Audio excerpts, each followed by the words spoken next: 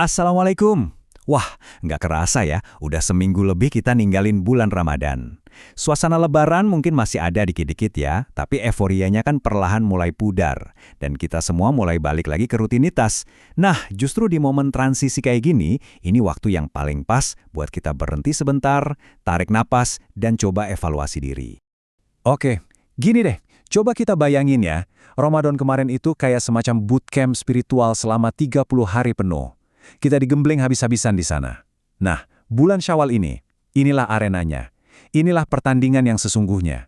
Disinilah kita ngebuktiin, apakah hasil latihan kita kemarin itu beneran ngebentuk karakter baru, atau ya cuma semangat musiman aja. Betul sekali, pas hingar-bingar lebaran udah selesai, ujian yang sebenarnya itu baru aja dimulai. Nah, di titik inilah biasanya kebiasaan-kebiasaan lama yang mungkin kurang oke, mulai tuh bisik-bisik, ayo balik lagi, ayo balik lagi. Makanya, ini momen yang krusial banget buat kita evaluasi, biar api semangat Ramadan kemarin nggak langsung padam gitu aja. Dan senjata utama kita buat evaluasi ini adalah muhasabah. Apaan sih itu? Sederhananya, ini adalah momen kita buat secara sadar ngaca, ngelihat ke dalam diri sendiri, nge-review amalan kita, dan ngecek gimana kondisi iman kita. Penting banget buat diingat ya, ini tuh bukan soal ngejudge diri sendiri sampai ngerasa bersalah, bukan. Tapi lebih ke arah perbaikan yang berkelanjutan. Nah, sekarang coba dilihat grafik ini. Ini gambaran dari apa yang mungkin banyak dari kita rasain. Selama Ramadan, level semangat ibadah kita tuh ada di puncak, di warna hijau. Tapi, begitu masuk minggu pertama Syawal, ada kecenderungan grafiknya turun ke warna merah. Fenomena ini wajar kok, manusiawi. Tapi, ini yang mau kita jaga, supaya penurunannya nggak drastis-drastis amat. Jadi, yuk kita coba ubah cara pandangnya. Jangan lihat semangat yang turun ini sebagai sebuah kegagalan total. Anggap aja, ini bagian dari ujiannya. Ujian sesungguhnya dari nilai-nilai Ramadan kayak sabar dan disiplin itu ya gimana kita nerapinnya sekarang, pas udah nggak ada lagi pengawasan ketat dari suasana bulan suci. Dan kalimat di slide ini benar-benar ngerangkum semuanya dengan sempurna.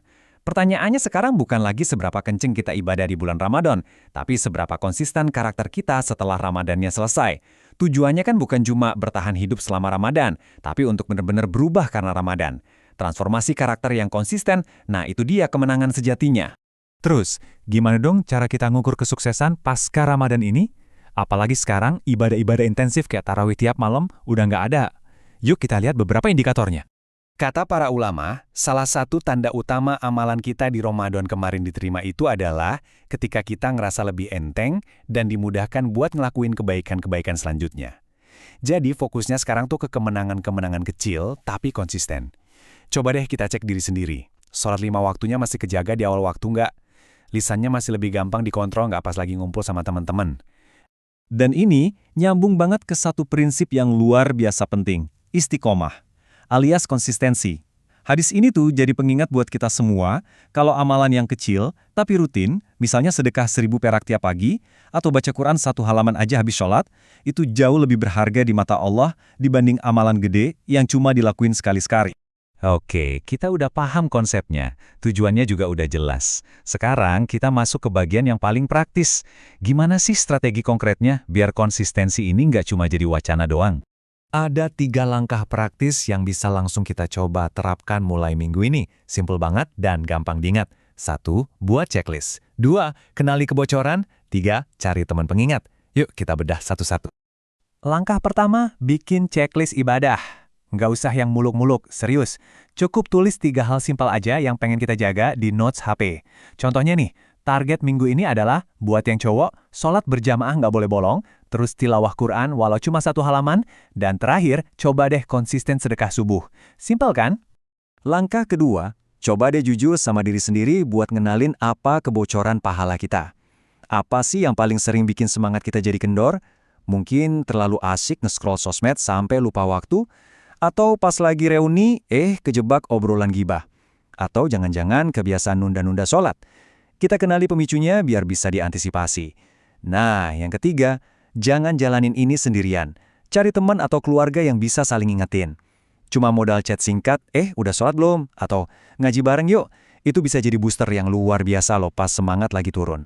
Oke, yang terakhir nih. Pas kita semua udah 100% balik ke rutinitas normal, entah itu kerja, kuliah, atau sekolah, ada satu perubahan mindset yang powerful banget yang bisa kita terapkan setiap hari. Ini dia kuncinya. ubah niat kita. Coba deh, niatkan kalau kerja atau belajar itu bukan cuma rutinitas buat cari duit atau ijazah. Tapi, niatkan itu sebagai bentuk ibadah kita untuk menafkahi diri dan keluarga dari rezeki yang halal.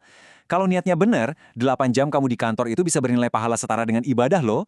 Jadi kesimpulannya, yuk kita tanamkan kalimat ini baik-baik di pikiran kita. Ramadan itu bukan garis finish, justru Ramadan itu adalah garis start untuk sebuah ketaatan yang berkelanjutan. Anggap aja Syawal ini putaran pertama dari lari maraton panjang kita menuju kebaikan. Nah, sebagai bahan muhasabah kita di akhir, coba ditanyain ke diri sendiri dengan sejujur-jujurnya, dari skala 1 sampai 10, ada di angka berapa tingkat konsistensi kamu di pekan pertama Syawal ini? Jawaban jujur kamu itu adalah langkah pertama buat jadi lebih baik di minggu-minggu selanjutnya. Semoga bermanfaat ya.